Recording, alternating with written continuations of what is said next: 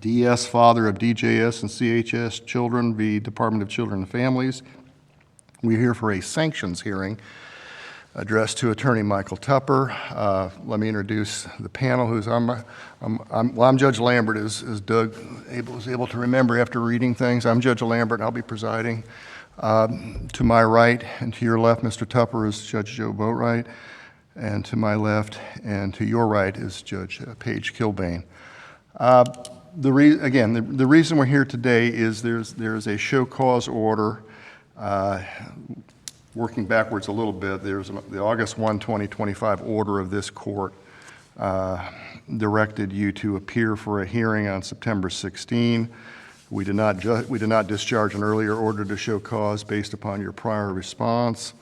That September 16 meeting had to be rescheduled due to some medical issues that were involved, and so we rescheduled it here to today at 11 o'clock.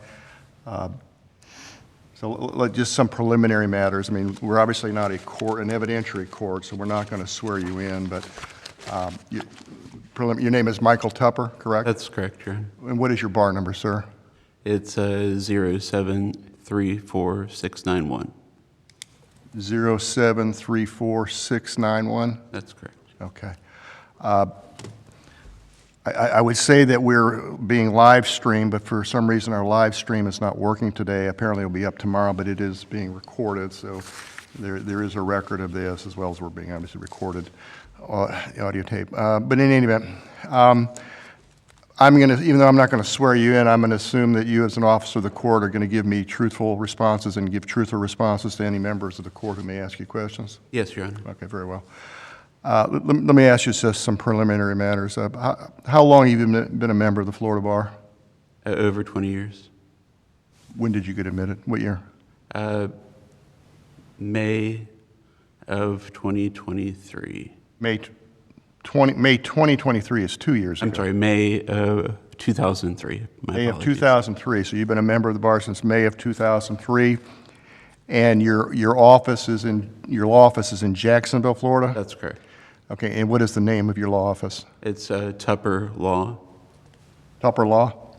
Okay, how many lawyers are in that firm? Just one. I'm a sole practitioner. You're a sole practitioner? Yes. How many people work for you at your law office? I have 2 employees. My spouse works for me on occasion. Okay, and the employees are, what do they do? I have a paralegal, and a legal assistant. Okay. Have you ever had any prior bar discipline? No. What would you say, if any, is your area of specialty?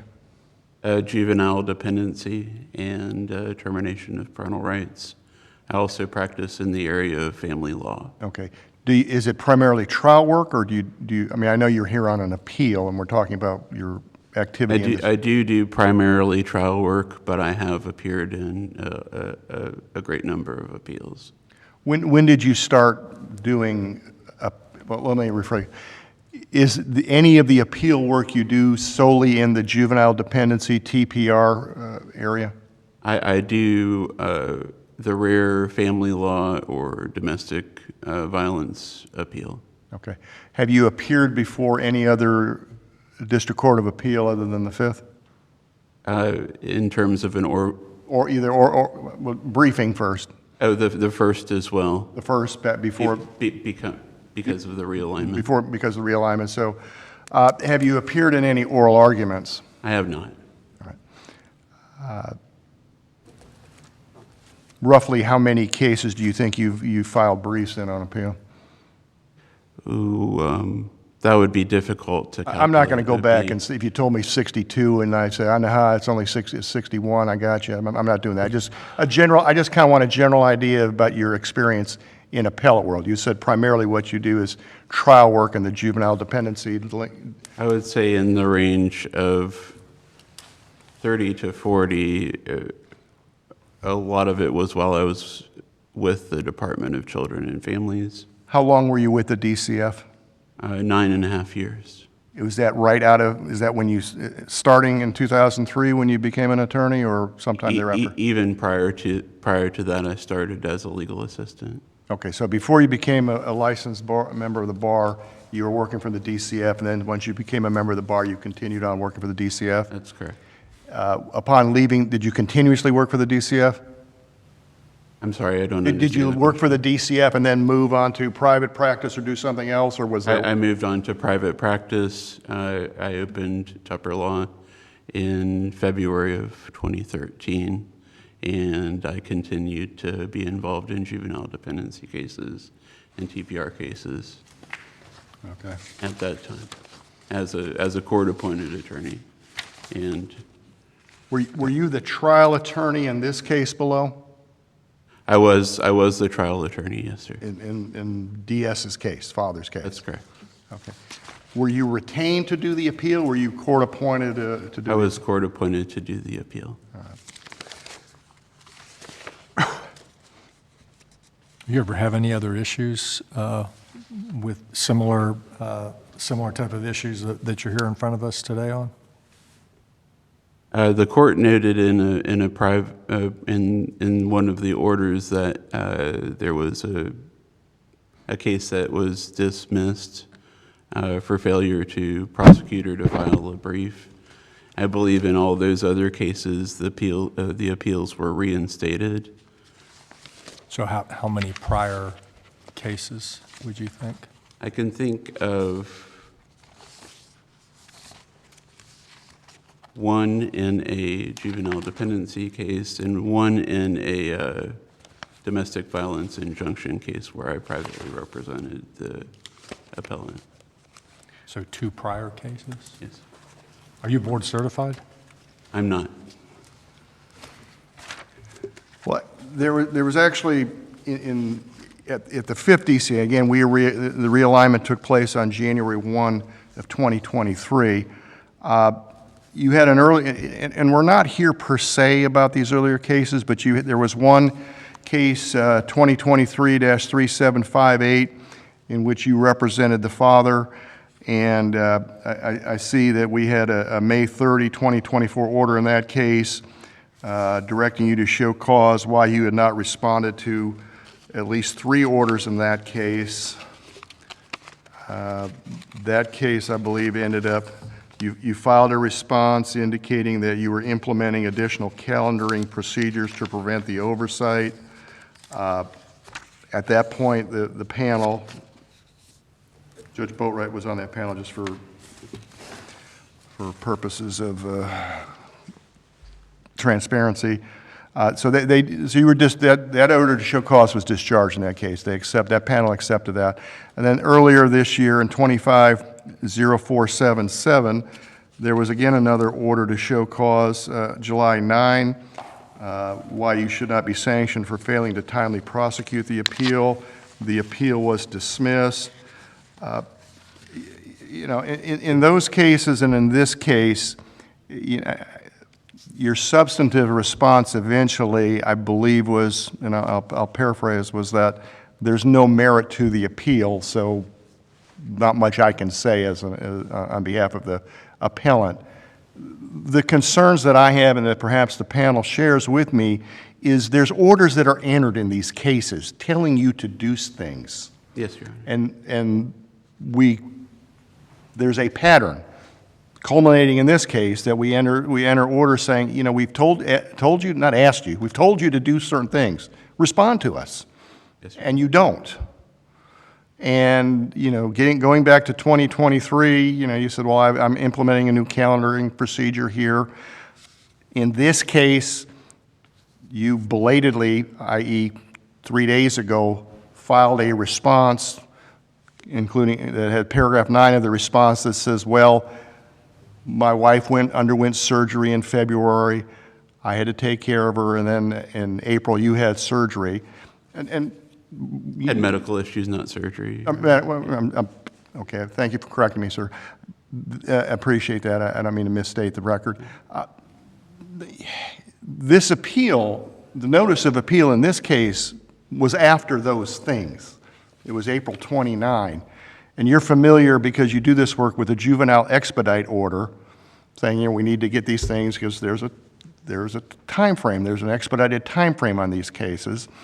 And starting with that juvenile expedite order of April 29, which they go out on the day we received the notice of appeal, you were told to do things which didn't take place.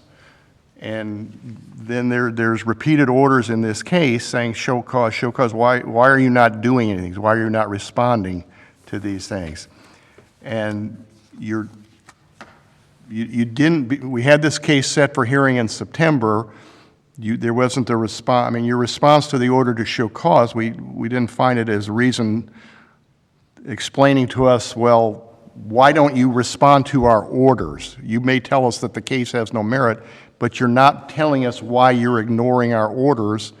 And as we're talking about it, you're not being, the sanction hearing is not directed to the earlier cases that I have referenced, but the concern that we have and why we're talking today is, we're all human, we all have moments here.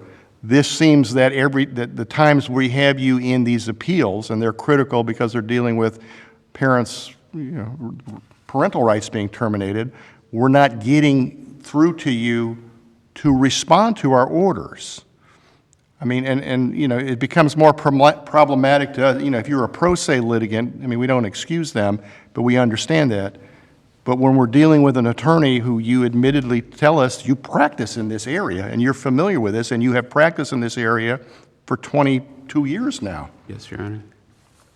Can you give us any explanation why it is that you are not responding to court orders that we send to you about do something? In fact, some of these orders even tell you if you just send us a notice and tell us things, that will discharge the order to show cause, and it gets past that. This case has been dismissed. The mandate's been issued. I know there's a motion for reinstatement, and I probably don't even have the authority to rule on the motion to reinstate since the mandate's been issued. But I mean, where is there any ability for us to believe that you should continue to practice in front of us because you seem to regularly ignore our orders? I mean, I'm not trying to be ugly about anything, but I'm looking at the record. I've never met you or know of you before. It's just as puzzling to me that orders have to be kept being sent to you to get you to do something. And, it's only when it becomes concerning, apparently.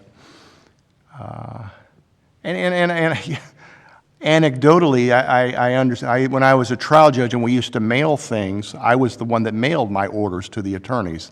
And I would have attorneys ignore my order until we were going to dismiss things with prejudice. Then for some reason, the attorneys actually got that mail from me. Well, the other mail they didn't get from me in the case, and they ignored. And so I guess this is your chance to explain or to mitigate any of the concerns that we have about whether to impose sanctions against you. So feel free. Yes, sir. I do understand the court's frustration, and I'm very sensitive to these cases have an impact not just on the litigants, the parents, but also on the children. Because ultimately a delay in the prosecution of the appeal would results in the delay of implementing permanent placement for those children. I did have a very overwhelming period this year, including medical struggles, health struggles that did persist past the point of the initiation in this. Why wouldn't, I don't know there'd be any hesitation if you filed something with us saying, I've been appointed to this case, my wife and I are undergoing serious medical issues, I don't believe I can devote the time needed to this case, I'd move to withdraw, please promptly appoint somebody. I think we'd appreciate that, saying, well, things happen in everybody's lives, we all have that happen. Let us know. But let's say what it is.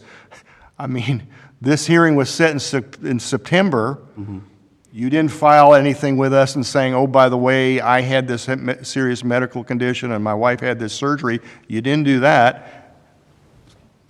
We had to continue the hearing for, again, I said, for medical reasons, and then it's only a couple days ago that you give us some explanation of this was what's happening to me externally as to why I didn't, I guess it's your explanation why you didn't respond to court orders. Right. I mean, we're not going to investigate that, but I mean, with your history of not responding to earlier orders of a similar vein in similar type cases, you told us in 2023 you improved your calendaring so this won't happen again. That's part of your explanation here, together with the medical issues that you've raised or told us about. Yes. I mean, where do we get the comfort level that having you on the case, that we're going to get the briefing or equally significant respond to any orders that we send? Tell us how we have a comfort level with that.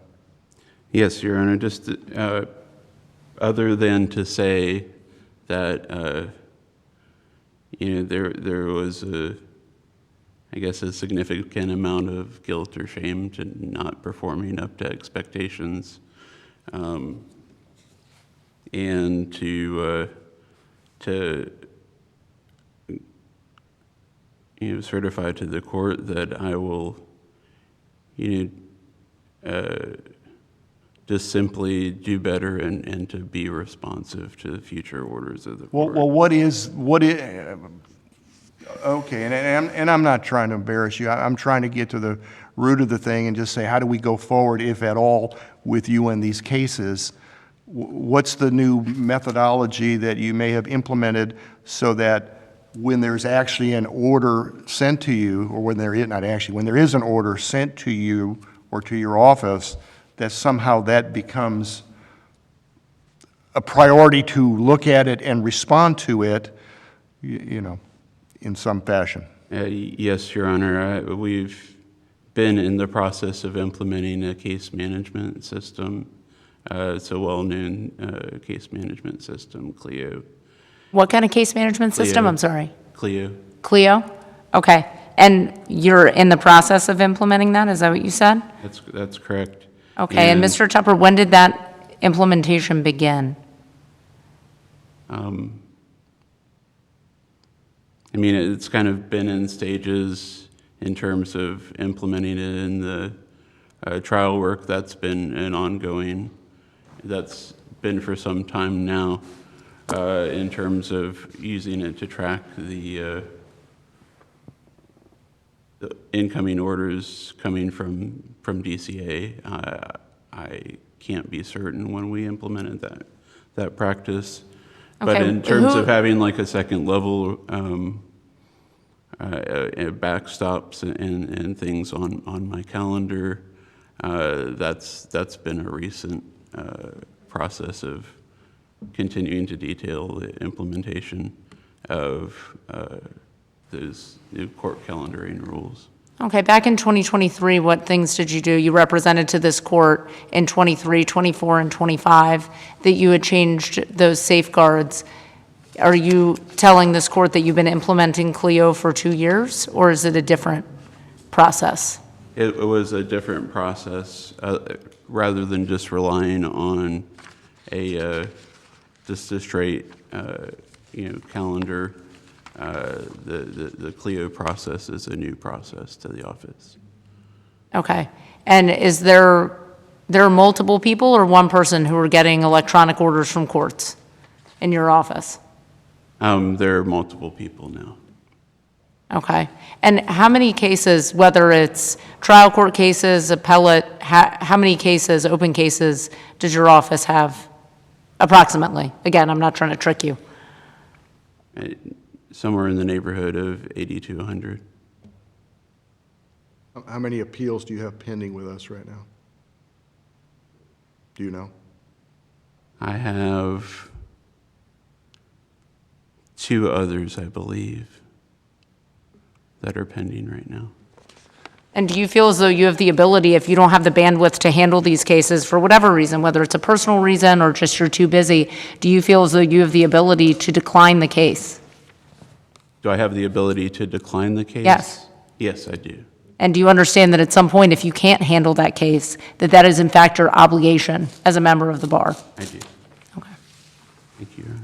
I guess what that puzzles me a bit is when you get orders from us, both in this case and the earlier cases, saying, you haven't filed an initial brief. Tell us why the case should not be dismissed for failing to file an initial brief. And you're also advised in these show cause orders that if you don't tell us about this, you could result in sanctions against you. Those cases get dismissed. I mean, I know you moved to reinstate them, but I mean, the orders go out. It just strikes me that if I'm an attorney and I get an order saying a TPR case is going to be dismissed unless I do something of which I'm obligated to do as the attorney, that doesn't, Clio or any other system aside, writing it down on a piece of paper and saying, hey, I got this in the email today, we got to do something.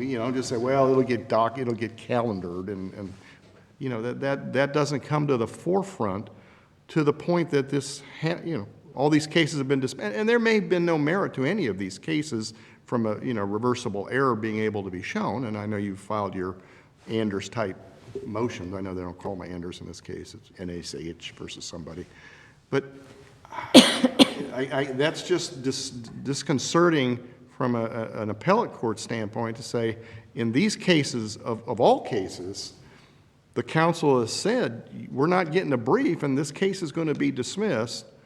These kids it'll be over for these parents, and again, that may well have been the merits result of the appeal, but they don't get a chance to get there because we dismiss the case, because as with almost every other case, there's certain summary criminal cases, but as in any other case, if the appellant who has the burden of proving reversible error doesn't tell us anything, we don't hunt for reversible error and raise it,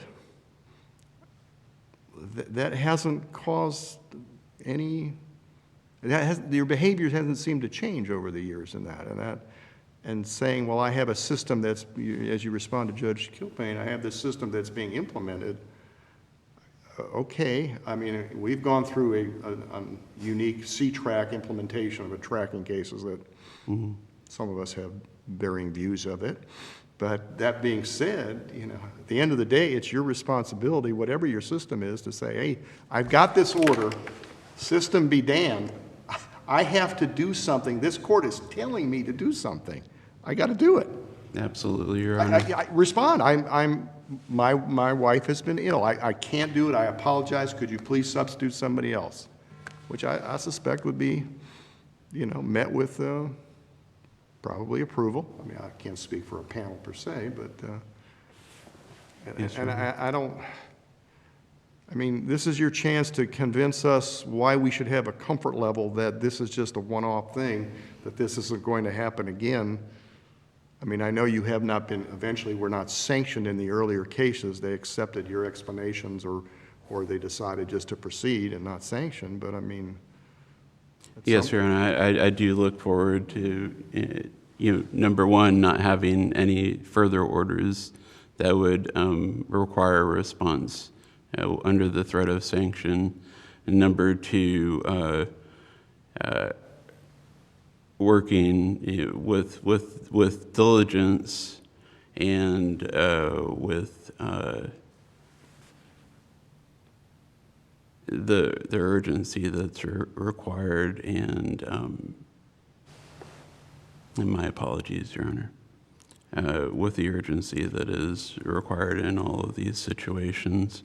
I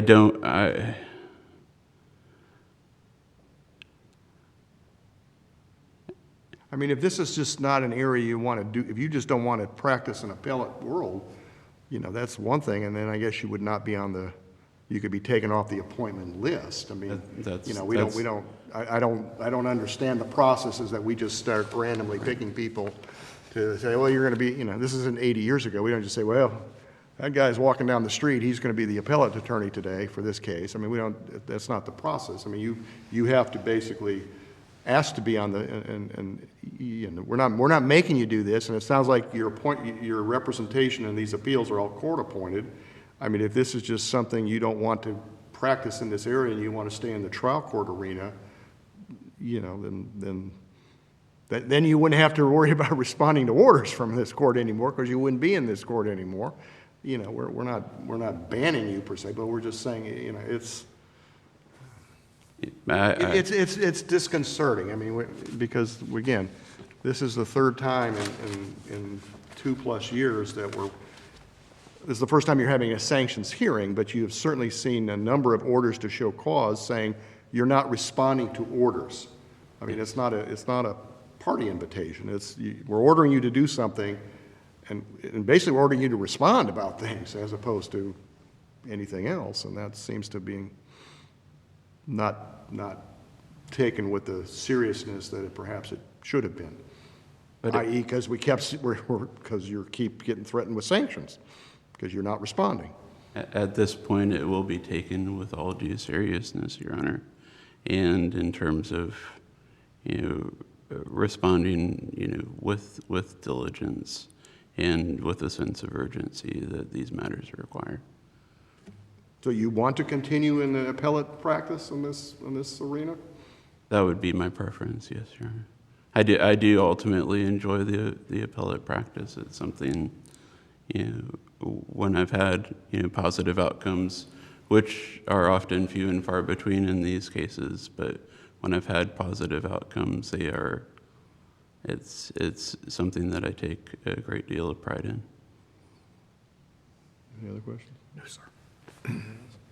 Okay, last chance. I mean, I'll phrase it that, you know, typically on show cause, I mean, in getting at we all used to be trial judges. Putting our trial judge hats on in the old days in contempt, you always gave the person a contempt hearing the chance to, you know, give the final say in mitigation, anything you want us to further take into consideration before we adjourn and discuss this hearing.